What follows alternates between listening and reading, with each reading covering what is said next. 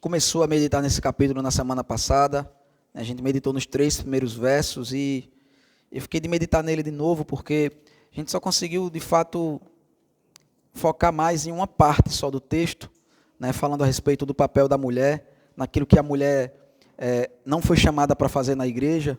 Então, essa pregação de hoje, a gente vai focar no outro aspecto do texto, né, embora a gente tenha mencionado ele, acredito que vale a pena a gente aprofundar um pouco mais, né, no capítulo 8 de Lucas, do verso 1 ao verso de número 3, irmãos.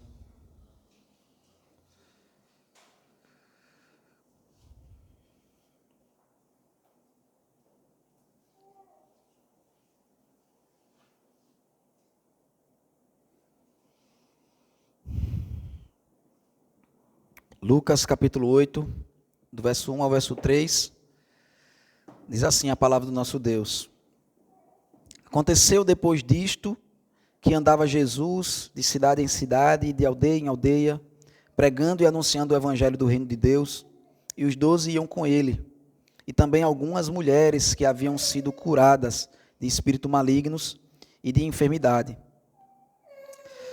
Maria, chamada Madalena, da qual saíram 7 demônios, e Joana, mulher de Cusa, procurador de Herodes, Susana e muitas outras, as quais lhes prestavam assistência com os seus bens. Amém, irmãos. Vamos orar e pedir para que o Senhor nos dê entendimento da sua santa palavra.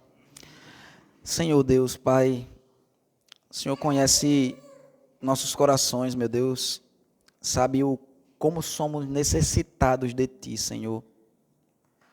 Tem misericórdia, Pai, do Teu povo, que o Senhor nos ajude, meu Deus. Tem misericórdia dos homens, Pai, que temos sido tão omissos, Pai, e preguiçosos, meu Deus, ao serviço, Pai, da Tua obra. Tem misericórdia das mulheres, Pai, que têm sido enganadas por Satanás, Senhor. Nos ajuda, meu Deus, a servir ao Senhor verdadeiramente, Pai. Tem misericórdia de nós, meu Deus, no nome do Teu Filho amado Jesus, que nós oramos. Amém. Irmãos, no livro de Juízes tem uma parábola, né? Jesus ele não é o primeiro a contar parábolas na Bíblia. Tem uma parábola que é contada por Jotão, o filho de um rei. E aí, né, o filho de Jeroboão, né? De Jerubaal, na verdade, o nome que foi dado para ele, né, Gideão, depois que ele enfrentou os falsos deuses. E aí a parábola que esse rapaz ele conta é uma parábola que diz: as árvores se reuniram para escolher quem ia reinar sobre elas. E elas chegaram para a oliveira e disseram assim: Oliveira, vem reinar sobre nós. E a resposta da oliveira foi: eu não vou deixar de dar o meu azeite, que agrada aos homens e que agrada a Deus, para que eu possa reinar sobre vocês.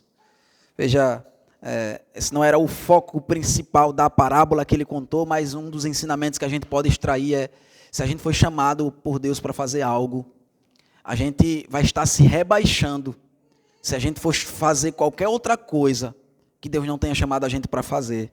A gente meditou um pouco nessa parte do versículo, na primeira parte, que vai falar a respeito de que existe uma distinção aqui entre o serviço dos discípulos, os 12, e o serviço das mulheres. A gente vê que o evangelho de Lucas, irmãos, é um evangelho que é o livro da Bíblia que mais vai falar sobre as mulheres.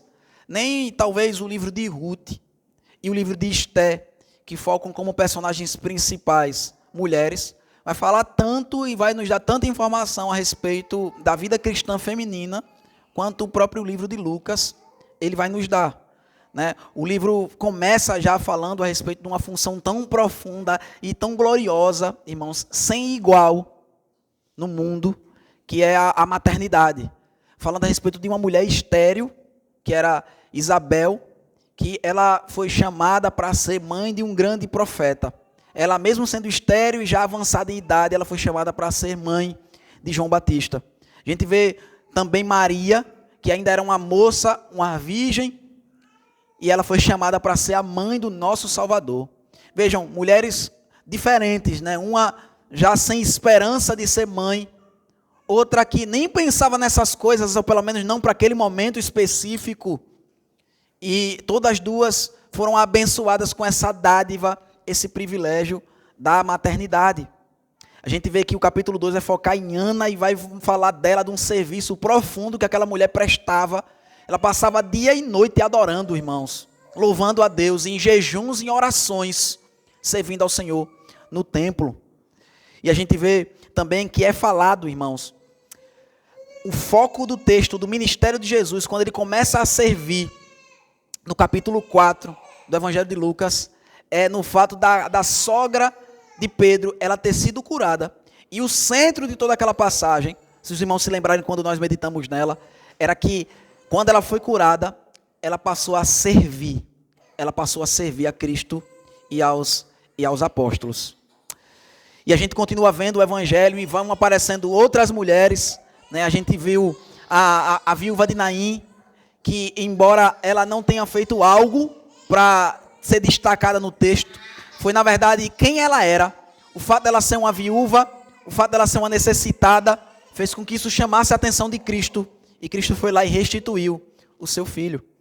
E a gente viu no texto passado, irmãos, uma mulher, né, que a Bíblia não nos diz o nome dela, apenas que ela era pecadora, e coloca ela em contraste com um homem poderoso, um homem honrado, respeitado. E a gente vê que esse homem não serviu a Cristo, mesmo recebendo ele em sua própria casa, e precisou vir uma mulher da sua própria casa para honrar Cristo, do jeito que ele merecia ser honrado naquela casa. E então, não é por coincidência que ele vem mais uma vez aqui, Lucas, e ele quer continuar falando a respeito do trabalho das mulheres, que as mulheres desempenhavam no ministério de Cristo. Vejam, nós vimos aqui que o texto vai dizer que Jesus ele ia anunciando, pregando, anunciando o evangelho do reino. E como eu disse para os irmãos na semana passada, essa é uma palavra pregando, que só aparece para falar a respeito dos homens que foram vocacionados por Deus para poder pregar o evangelho. O próprio Senhor Jesus Cristo, João Batista, os 12 apóstolos, os 70 que vão ser comissionados, mas nunca aparece a respeito de uma mulher. Esse não era o serviço que as mulheres se prestavam ao ministério de Cristo. Veja, e aí um texto então vai dizer que os 12 iam com ele. E a ideia aqui, irmãos, é que Jesus estava pregando, anunciando o evangelho. Os 12 eles ainda não começaram a pregar, eles vão começar a pregar no capítulo seguinte. No capítulo 9 eles vão ser separados por Deus para poder pregar. Mas aqui eles estão, é como se eles estivessem apenas aprendendo com Cristo a respeito de como proclamar a palavra de Deus. E também, junto com Cristo e os discípulos, os 12, tinham algumas mulheres. E como eu disse, é muito interessante, irmãos, o fato de Lucas estar destacando isso, que tinha algumas mulheres, porque tinham muitos homens também aqui. Tinham muitos homens, a gente vai ver que Jesus vai chamar 70 daqui a pouco para poder servir, que provavelmente já faziam parte desse contexto. Outros discípulos, como eu disse para os irmãos, Matias, que vai ser chamado para ser apóstolo, ele já estava aqui. Porque um dos requisitos para você poder ser apóstolo era que você tivesse caminhado com Cristo desde o início. Foi isso que foi colocado, né, pelos apóstolos quando eles foram escolher Matias. Mas nenhum desses homens é destacado. Só fala a respeito dos 12, que foram chamados para anunciar o evangelho de um modo específico, ser o fundamento da igreja, os apóstolos, e essas mulheres. E o que se destaca a respeito dessas mulheres, irmãos, é a fraqueza delas, que conduziram elas a Cristo. Veja, algumas mulheres, é dito no versículo 2, que haviam sido curadas de espíritos malignos e de enfermidade. Veja, irmãos, isso é o que é comum a todos os discípulos de Cristo. Nós vimos isso antes do Sermão do Monte, quando Jesus ele foi pregar o Sermão do Monte aqui no livro de Lucas. É dito que os discípulos, que aqueles que seguiam a Cristo, as multidões, aqueles que estavam querendo de fato aprender com Cristo, queriam ouvir o evangelho anunciado e queriam também, irmãos, ser curados de suas enfermidades e de suas possessões demoníacas. Veja, porque as nossas fraquezas é que devem nos conduzir a Cristo. A gente nunca pode usar uma necessidade nossa, uma deficiência nossa, algo que falte em nós, como uma justificativa para que a gente não esteja aos pés do Senhor, disposto a ouvi-lo e querendo servi-lo. Pelo contrário, a gente vê aqui que algumas dessas mulheres são destacadas. É destacada Maria, chamada Madalena, né, que embora muitas pessoas façam associações com ela, em relação a aquela mulher adúltera do Evangelho de João, a Bíblia não fala em nenhum local que há uma relação entre essas duas mulheres. Pelo contrário, aqui não fala a respeito quando fala a respeito de Maria Madalena, não fala a respeito de adultério, Fala a respeito de possessão demoníaca. Fala que saíram dela 7 demônios. E como eu disse para os irmãos na semana passada, 7 demônios aqui não necessariamente quer dizer a quantidade de demônios que estavam nela, mas que ela estava completamente possuída, né? 7 significa o número da completude, o número da perfeição. Então ela estava completamente possuída por demônios, ela era controlada por demônios. E Jesus Cristo a libertou disso. E também fala a respeito de Joana, mulher de Cusa, que era procurador de Herodes, ou seja, um homem poderoso, um homem rico, um homem que tinha posses. E fala de Susana, que, como eu disse para os irmãos, a gente não tem outras informações, é a única vez que o nome dela aparece na Bíblia, provavelmente porque ela ainda estava viva, era para que ela pudesse dar testemunho de como elas serviam a Cristo, que o nome dela foi colocado aqui, e muitas outras, as quais prestavam assistência com os seus bens. Essa palavra aqui, prestar assistência, irmãos, com os seus bens, é a mesma palavra que foi usada anteriormente para falar a respeito da sogra de Pedro, que a sogra de Pedro passou a servi-los, ou seja, passou a prestar assistência a eles. Ou seja, essas mulheres aqui passaram a servir a Cristo com aquilo que elas tinham. E vejam, irmãos, que se a gente for parar para pensar, né, Maria era uma moça pobre. Maria era uma moça pobre, a gente sabe disso porque quando eles vão oferecer o sacrifício que era para ser oferecido pelo Senhor Jesus, eles não oferecem um animal grande, um animal que era requerido da lei que fosse oferecido. Mas eles oferecem ali um par de pombos, que era o sacrifício que era oferecido quando a pessoa não tinha dinheiro, não tinha condições de prestar o verdadeiro sacrifício a Deus. Então ela pegava aqueles animais que era muito mais barato e podia oferecer ao Senhor. E a gente sabe, irmãos, que Maria, assim como José, era um casal temente a Deus, um casal piedoso. Então não é porque eles queriam economizar o dinheiro da adoração para poder gastar com outras coisas. Se a gente vê que eles não ofereceram o sacrifício devido, é porque eles não tinham nada. Mas veja, a gente não pode olhar aqui e dizer assim, está vendo, essas mulheres serviam a Deus dessa forma, se entregaram porque elas tinham o que dar para Ele. O que é que Maria tinha, irmãos? Ela tinha o seu corpo, e foi exatamente isso que ela ofereceu a Deus. Ela, quando o anjo falou com ela, disse, eu estou aqui à disposição. Faça-se em mim, se cumpra em mim a vontade de Deus. Então veja que os bens aqui, eles representam tudo aquilo que você tem. E quando você não tem nada, é exatamente isso que você vai oferecer a Deus. Veja que elas retiraram, irmãos, daquilo que elas possuíam, para poder oferecer ao Senhor. Isso era muito comum, ou melhor, foi muito comum na história da igreja, irmãos. Mulheres viúvas, elas herdavam a herança dos seus maridos, e o que é que acontecia? Elas pegavam o dinheiro delas e colocavam à disposição do serviço e da obra do Senhor.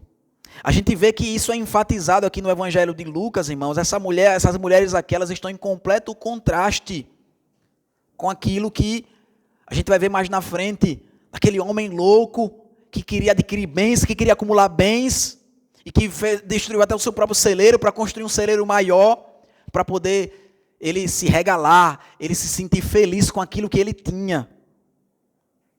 Essas mulheres estão em completo contraste com isso.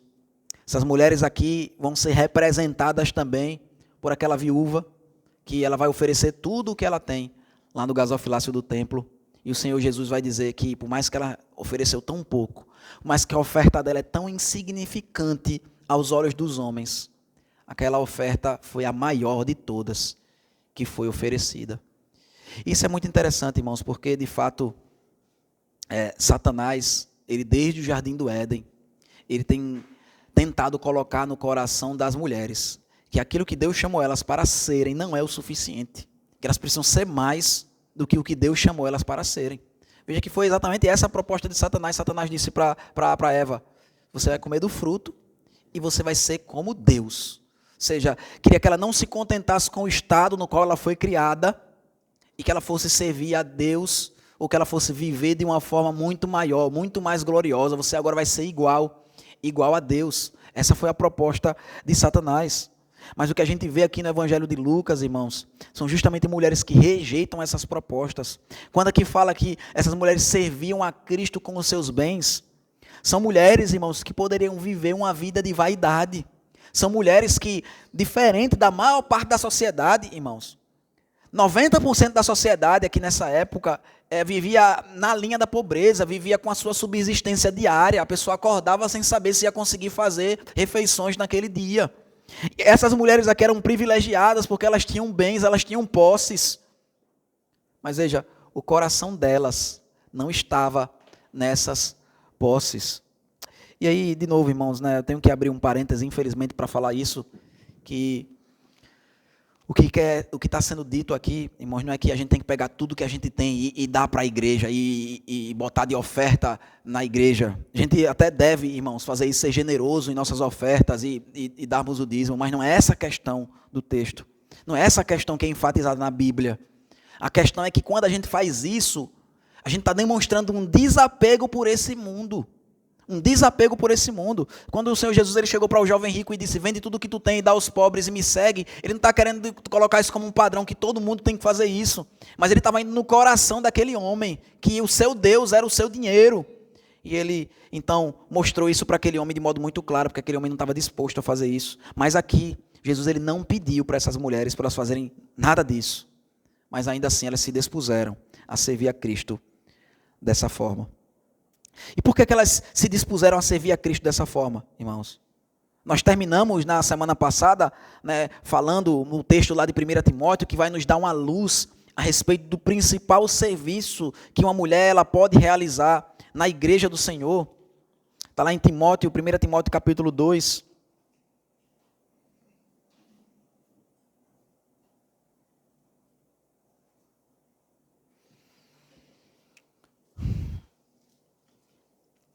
Nós lemos também, né, durante a liturgia, a gente leu o capítulo 16 de Atos e falou a respeito de Lídia.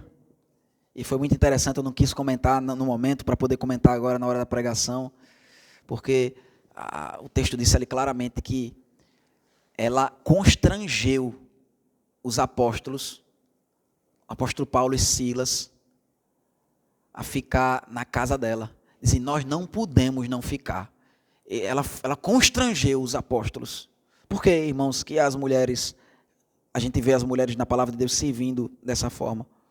1 Timóteo diz a respeito das mulheres, irmãos, no versículo 9, a partir do versículo 9 diz, da mesma sorte que as mulheres em traje decente se ataviem com modéstia e bom senso, não com cabeleira frisada e com ouro ou pérolas ou vestuário dispendioso, porém com boas obras, como é próprio às mulheres que professam ser piedosas.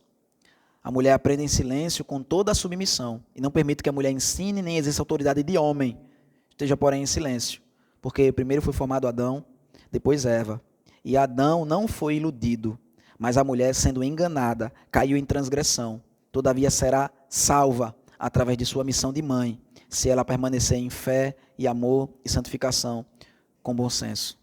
Eu li será salva, irmãos, porque essa nossa versão revista atualizada é a única que fala a respeito de preservação, porque o termo aqui é salvação mesmo. O termo aqui é exatamente salvação. E veja o que o texto está dizendo, irmãos, o que a palavra de Deus está nos dizendo.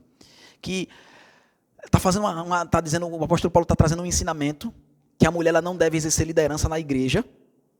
E ele vai dar o fundamento para isso, que não é cultural, não é porque o apóstolo Paulo é preconceituoso, não é porque naquela cultura era assim, assim, assado. O argumento dele é teológico. O argumento dele, ele vai voltar lá para Gênesis, capítulo 2 e 3, e ele vai dizer o seguinte, a mulher, ela não vai exercer autoridade de homem, por quê? Porque primeiro foi formado Adão e depois Eva, ou seja, está dizendo que quando Deus criou Adão primeiro, e depois criou Eva, Deus poderia ter criado os dois ao mesmo tempo, mas quando ele cria primeiro um, e depois o outro, Deus estava querendo nos ensinar que o homem aqui deveria liderar a sua casa, e a mulher ela ia auxiliar o marido a fazer isso. Só que o que foi que aconteceu, irmãos? No capítulo 3 de Gênesis, Eva foi que liderou. Eva, ela que tomou a frente para conversar com Satanás. A palavra de Deus diz que Satanás ele se dirigiu especificamente à mulher, justamente para perverter a ordem da criação. Veja, quando Deus ele criou todas as coisas, irmãos, ele criou o ser humano, ele criou os animais. E aí o que é que Satanás ele faz? Ele possui um animal, ele através de um animal, pervertendo a ordem da criação, ele vai exercer autoridade sobre a mulher, para que a mulher exerça autoridade sobre o seu marido. E aí então o que é que aconteceu, irmãos? A mulher foi enganada pela serpente e caiu em transgressão. Só que aí ele fala, interessante que ele fala no versículo 15. Contudo, ela vai ser salva através da sua missão de mãe. Do que ele está falando aqui, irmãos? Ele está falando qual foi a forma que Deus, então, fez com que a raça humana fosse restaurada.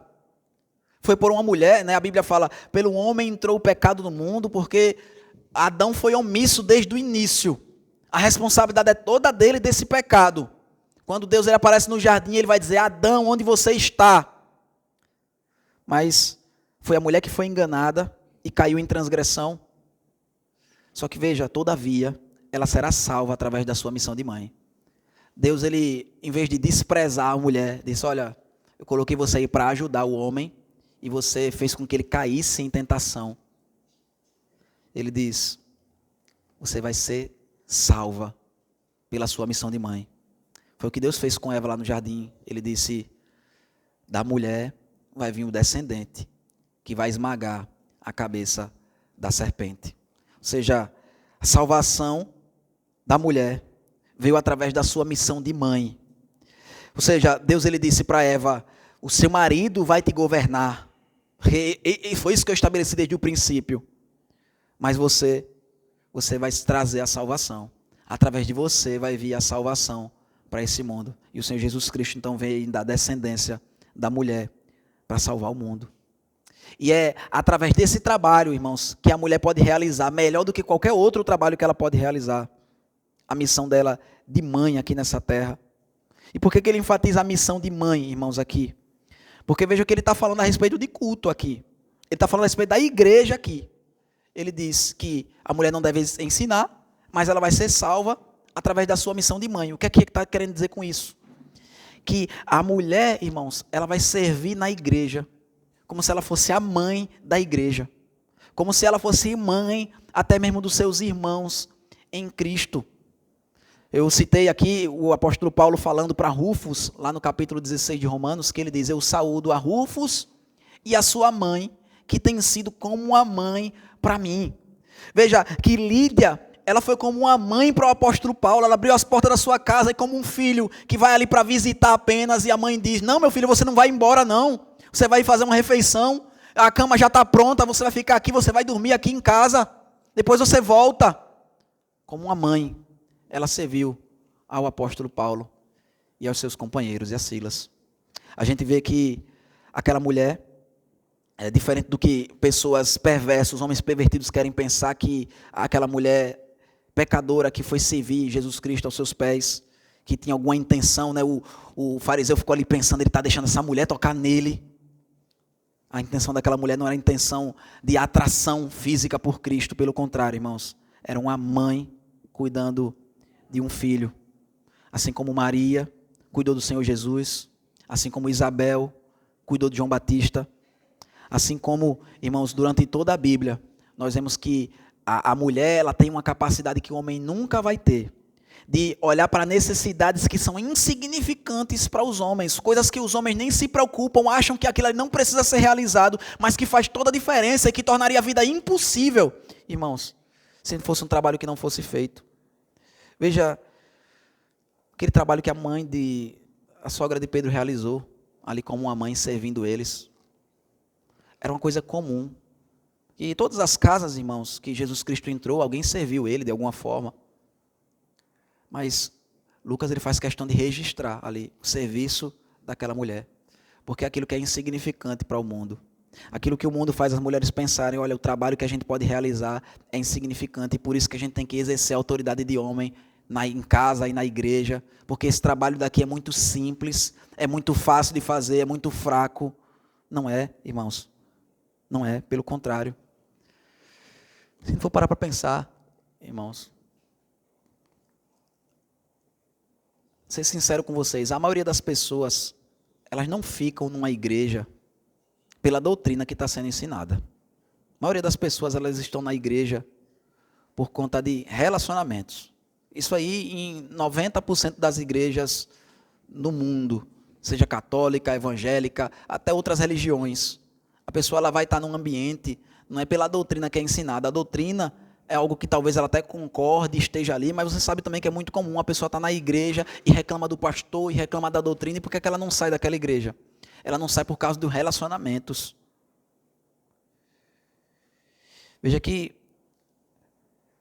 relacionamento e o serviço do próximo um ao outro é uma coisa extremamente importante, irmãos, e que vai fazer com que as pessoas parem para ouvir a doutrina, que elas parem para ouvir o ensinamento de Deus e se convertam.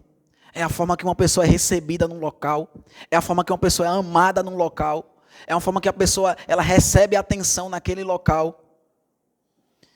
E a gente vê que isso é um serviço que a mulher ela consegue fazer muito melhor do que um homem. Isso é um serviço que os homens também devem fazer, irmãos. A gente também vai ver na palavra de Deus homens que também exerciam esse ofício. Mas a mulher, ela foi chamada por Deus para servir a Deus dessa forma, como mãe. Por mais que um pai ele possa amar um filho, e de fato um pai ama um filho, e um pai ele deve amar um filho mais até mesmo do que uma mãe. Os homens deveriam se envergonhar de suas esposas amarem mais os filhos do que eles, porque a Bíblia não compara o amor do pai, o amor de Deus com o amor de uma mãe. Ele diz que mais que uma mãe se esqueça, Deus ainda não vai se esquecer. Mas veja, o pai recebeu o mesmo título que Deus para ser chamado numa família.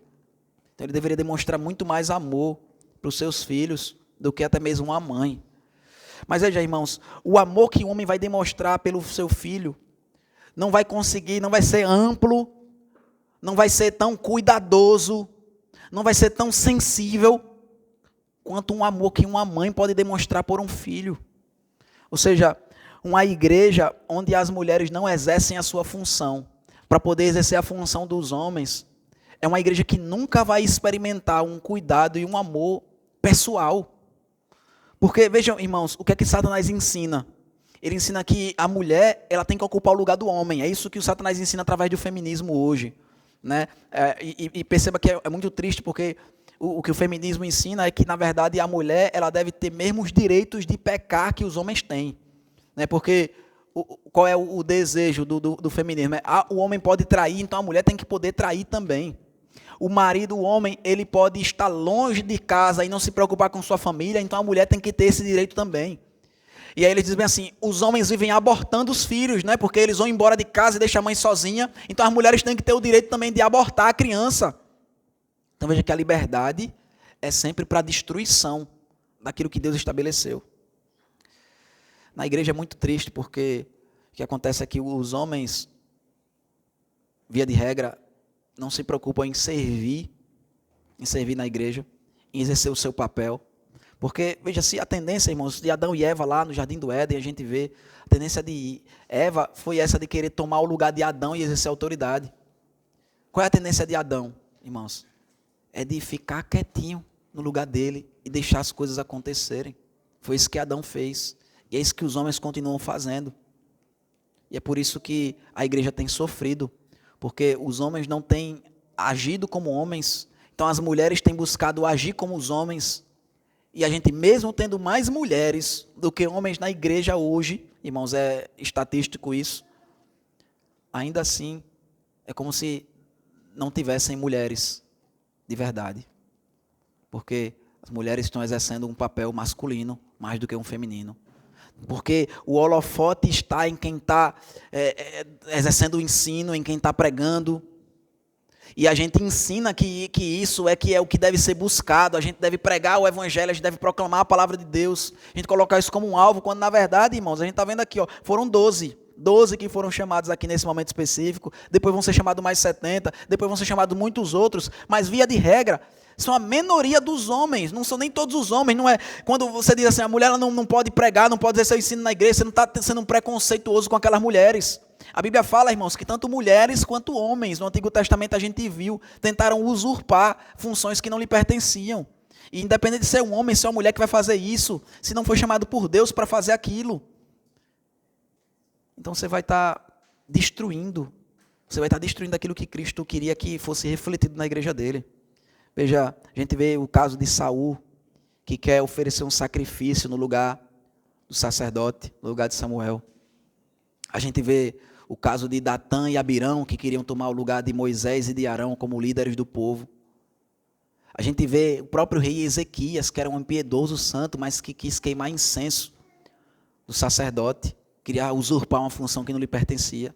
E todos eles trouxeram desgraça e destruição para a igreja. Assim como também Jezabel e Atalha, assim como qualquer outra pessoa, irmãos, que não foi chamada para exercer liderança, ela vai deixar de fazer aquilo que Deus chamou ela para fazer uma coisa por vaidade, por orgulho ou por engano, e ela vai deixar de estar fazendo o serviço que só ela poderia prestar no reino de Deus. A gente vê que as mulheres, irmãos, serem auxiliadoras, isso não diminui a mulher em nada, porque essa palavra é usada na Bíblia para falar a respeito do próprio Deus. Quando o salmista diz, o Senhor é o meu auxílio, ele está dizendo ali, o Senhor é meu auxiliador, é a mesma palavra que é usada para falar a respeito da mulher. Veja, aquilo que Deus é refletido na vida da mulher, do modo que não é refletido na vida do homem. E se a mulher ela não exercer o papel dela, a função dela, a igreja, todo mundo vai perder. Essas mulheres elas estavam dispostas aqui a servir Cristo com seus bens. E elas passaram o ministério todo de Cristo servindo. Veja como essas mulheres foram corajosas, irmãos. Porque na hora da crucificação, os homens tinham abandonado a Cristo. Os seus discípulos só tinha ficado um, só João estava ali próximo da crucificação, os outros tinham abandonado. E a ressurreição de Cristo, irmãos, veja que coisa gloriosa, por mais que aos olhos do mundo seja uma coisa insignificante, de fato o é para o mundo. Para o mundo da época de Cristo, irmãos, o testemunho da mulher não era nem válido. Uma mulher não poderia dar um testemunho, não podia ir para um tribunal para testemunhar a respeito de nada, porque o testemunho dela não era válido. Mas quem foram as testemunhas da ressurreição de Cristo? Foram as mulheres. Isso é glorioso, mas ao mesmo tempo é vergonhoso, porque aqueles que mais próximos de Cristo estavam, eles estavam trancados em sua casa, com medo, acovardados, e as mulheres que foram lá para servir a Cristo. Elas não foram lá, irmãos, para chamar o holofote, para chamar a atenção. Elas estavam até preocupadas, porque elas não sabiam nem como ia fazer para entrar lá. Como é que a gente vai rolar aquela pedra todinha? Gente mulher, a gente fraca, mas veja que a fraqueza não impossibilitou elas de irem lá. E por irem lá, elas viram o Senhor ressuscitado, primeiro do que todo mundo. E tiveram o privilégio de testemunhar os discípulos. E veja que Jesus ele disse, vai lá e fala para Pedro e para os outros, para os meus irmãos, que eu ressuscitei. Veja, irmãos, que no curto prazo, a gente pode pensar, né? Mas se a mulher não pregar, tem tanta igreja que se a mulher não pregar, não tem quem pregue. No curto prazo, a gente pode ver até benefícios da mulher, ela está exercendo o papel do homem. Mas no longo prazo, na vida da igreja, isso vai ser danoso, porque elas não foram chamadas para fazer isso.